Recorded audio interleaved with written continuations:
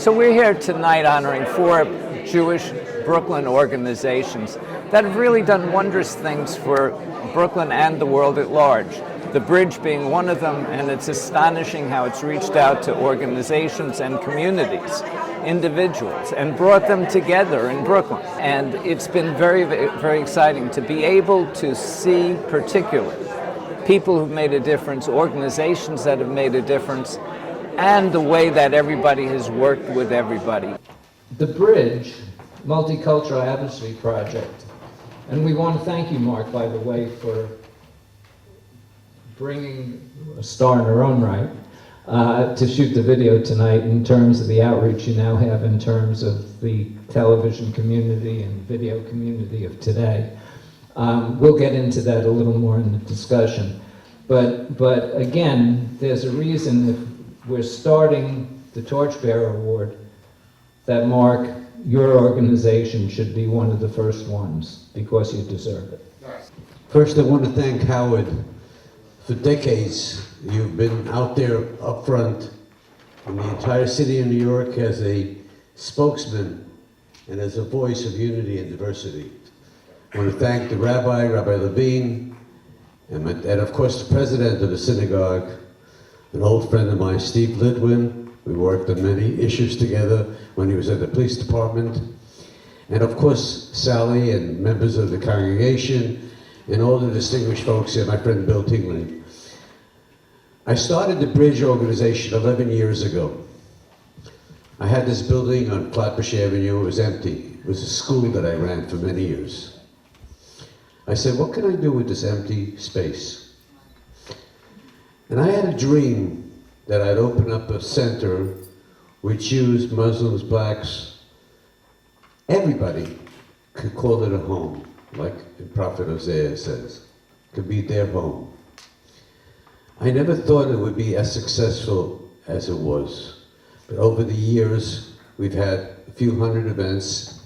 Every event that we had, the people got closer to each other. Jewish people, you have rabbis, you have Muslims, you have black leaders, you have leaders from all different sects, from Indians, from Buddhists, everybody communicating and really understanding each other, family, understanding each other, religion.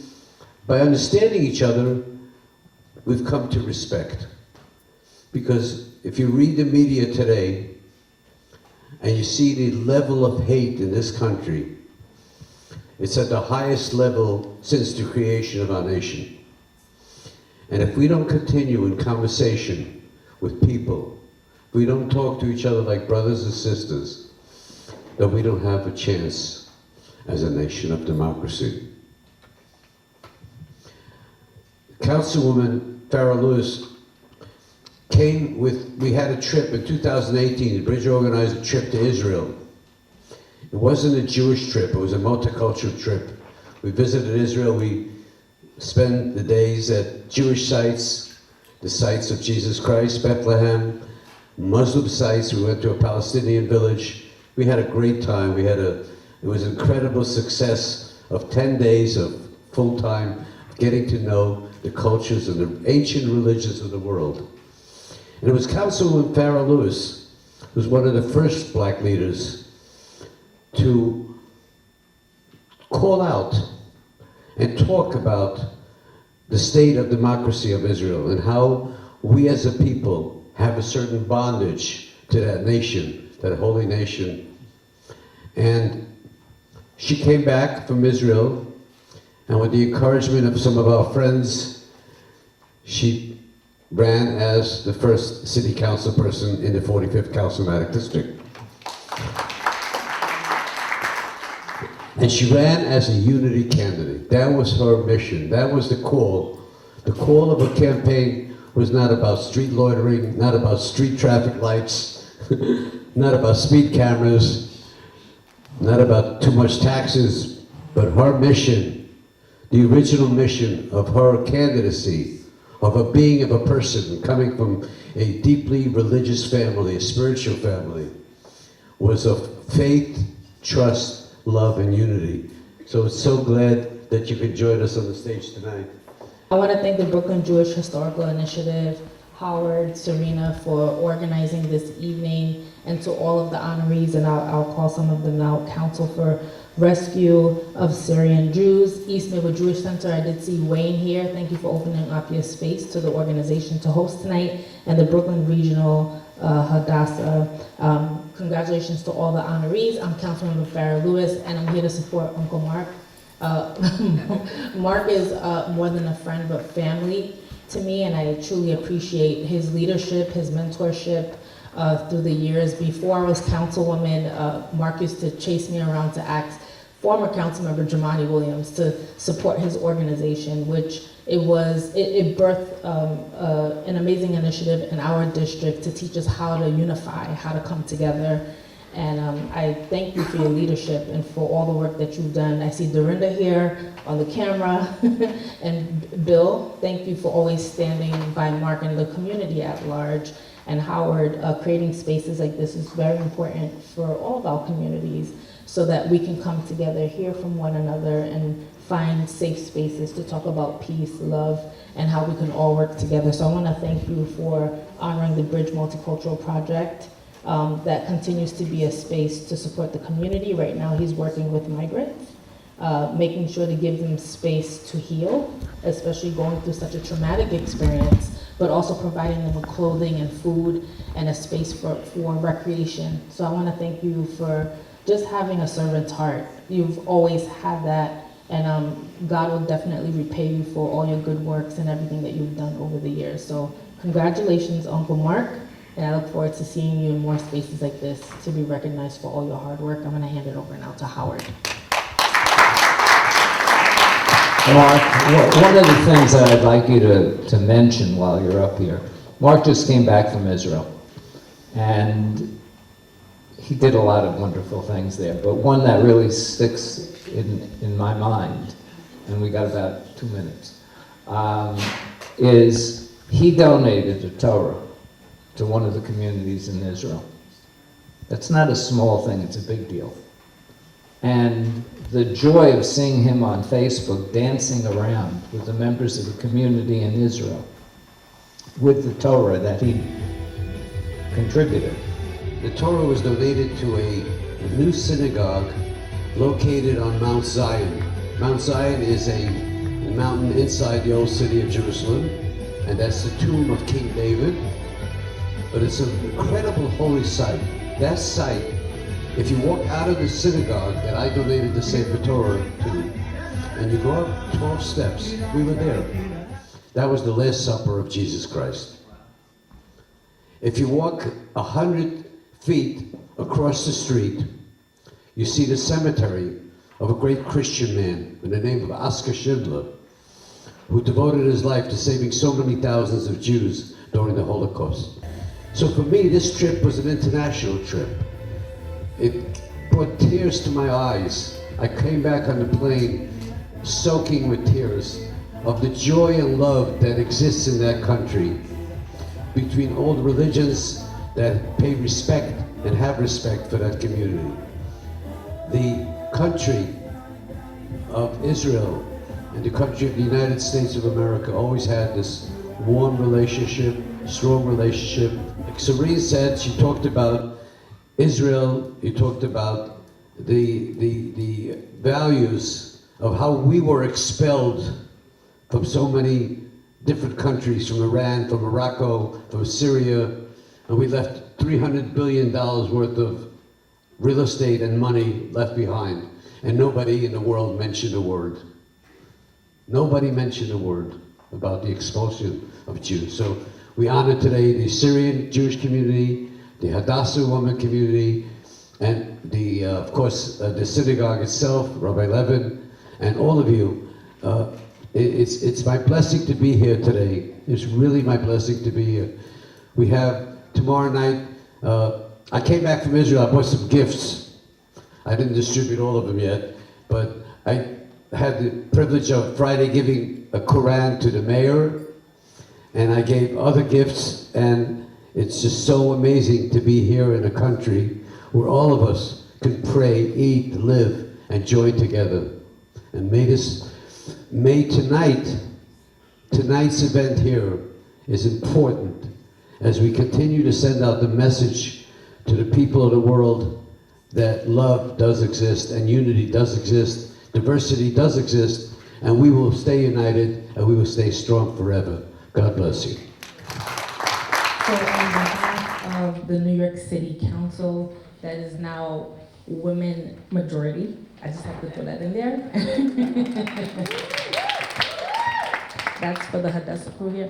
And also for the first time, we've elected or appointed the first Black person that happens to be Speaker Adrienne Adams, who happens to also be a Black woman and a huge supporter of the Jewish community throughout the city of New York. I present the City Council citation to Mark Appel on behalf of the bridge.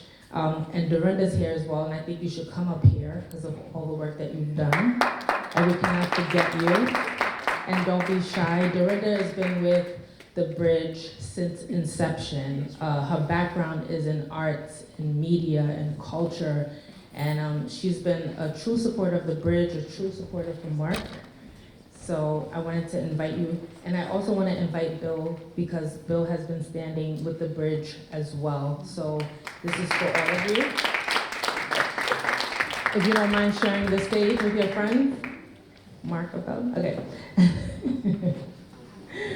Through the leadership of Mark Appel, the Bridge Multicultural Advocacy Project has demonstrated an unwavering commitment to fostering unity and empowerment among all races, ethnicities, cultures, and religions across the borough of Brooklyn and New York City. By hosting a diverse array of events featuring community, civic, and cultural leaders, the Bridge has cultivated dialogue, bridged divides, and amplified voices of the marginalized communities, and has steadfastly supported local initiatives and resources within Council District 45 and Central Brooklyn, recognizing the importance of grassroots efforts in affecting meaningful change. The Bridge has consistently maintained their solemn mission to address the pressing social issues of our communities through collaboration, understanding, and collective action. Now therefore it be resolved that I, council member of the 45th District,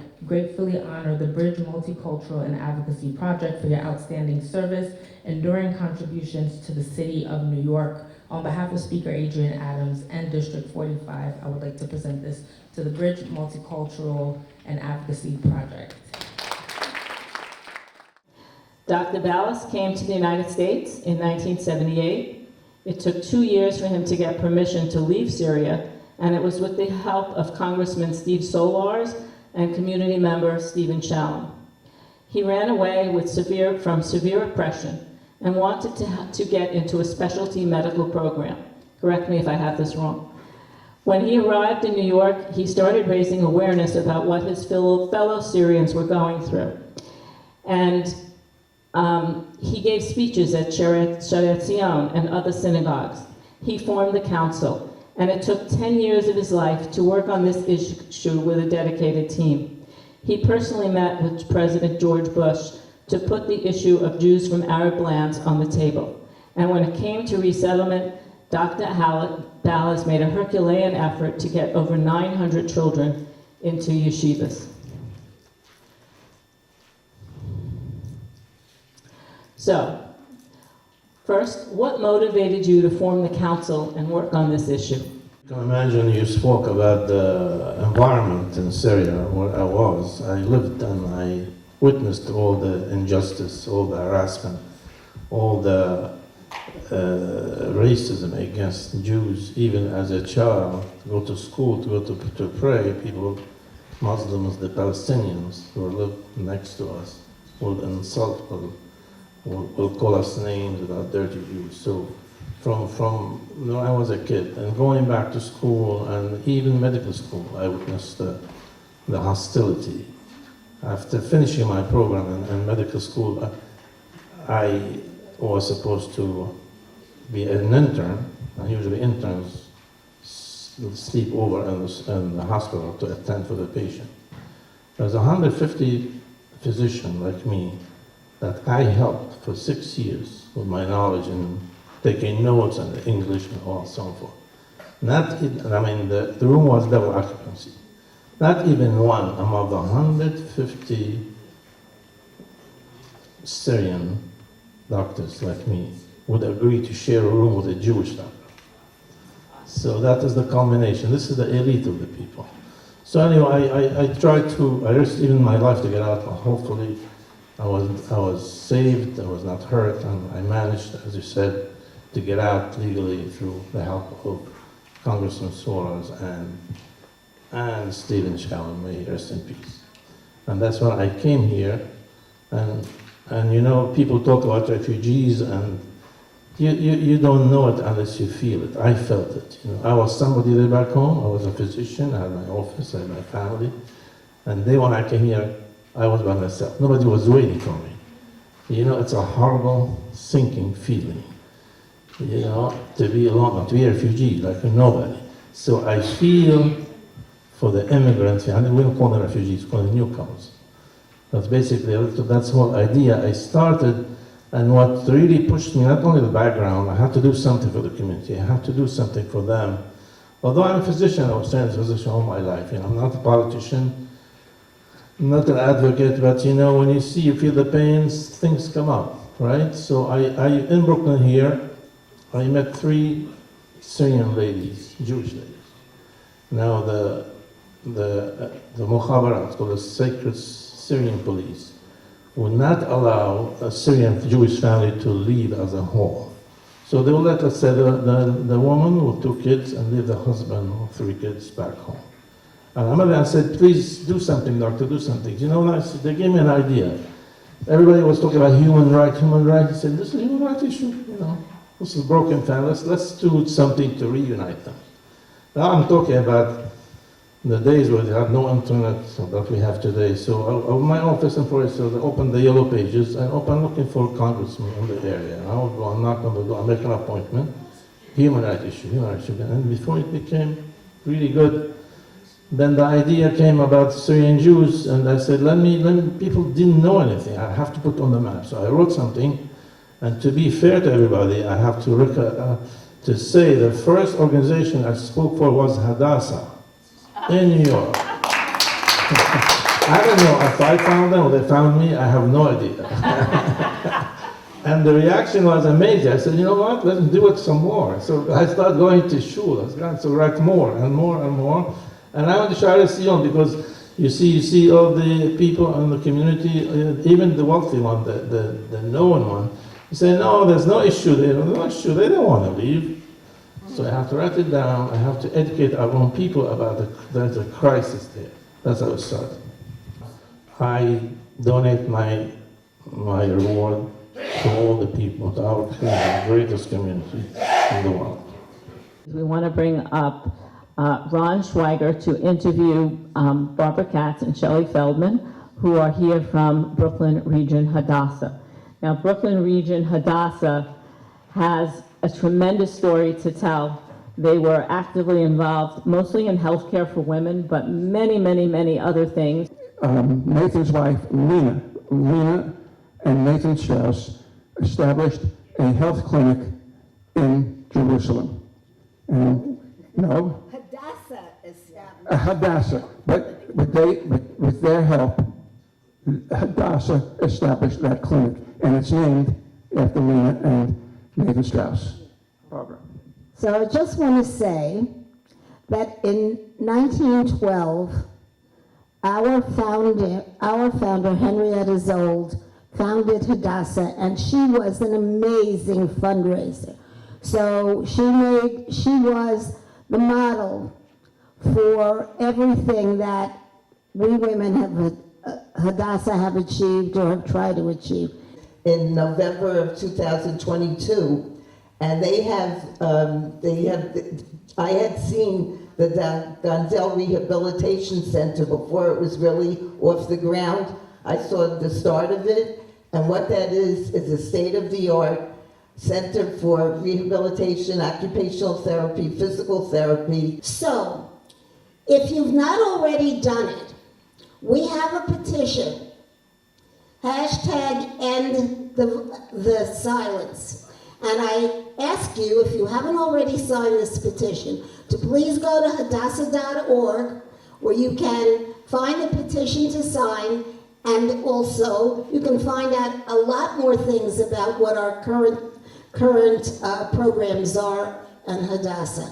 And thank you. As the closing discussion, the East Midwood Jewish Center.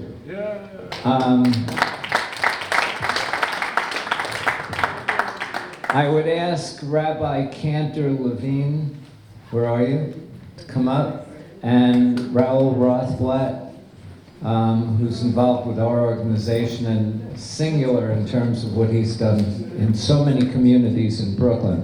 You know, I'm really honored and a little overwhelmed to be able to speak here and to introduce the Cantor and find out really what's.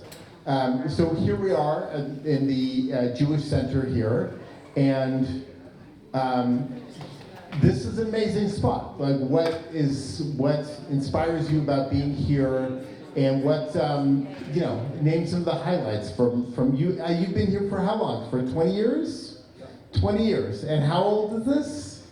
It's 100 years old. So you've been here for a fifth of that. So, which is, it's not nothing. If you want to just tell about some of your highlights and what's meant to you, and how it fits into,